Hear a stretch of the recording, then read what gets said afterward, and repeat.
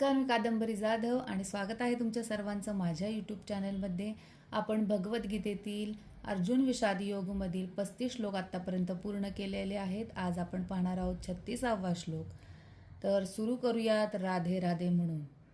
पापम एव आश्रयेत अस्मान हत्वा एतान आततायिनः तस्मात् न अर्हाः वयम हंतुम धार्तराष्ट्रान सबांधवान स्वजनम ही कथम हत्वा सुखिनः स्याम माधव.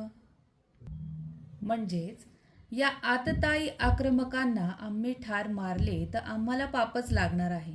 म्हणून धृतराष्ट्रपुत्रांना आणि आपल्या मित्रांना मारणे आपल्यासाठी योग्य नाही. यापासून आम्हाला काय लाभ होणार आहे? हे माधव, आपल्याच नातलगांची हत्या करून आम्ही कसे सुखी होऊ? इथे असे दिसते की अर्जुन युद्धभूमीवर उभा तर आहे, पण त्याचे मन धर्म आणि त्याच्या आप्तेष्टांच्यावर असलेला मोह या दोन्हींच्या मध्ये हेलकावे खात आहे. आणि तसेच इथे अर्जुनाच्या अंतःकरणातील करुणा, माया, प्रेम तर दिसतेच, पण त्याच्या आप्तेष्टांच्या बद्दल असलेले अंध प्रेम सुद्धा दिसून येते.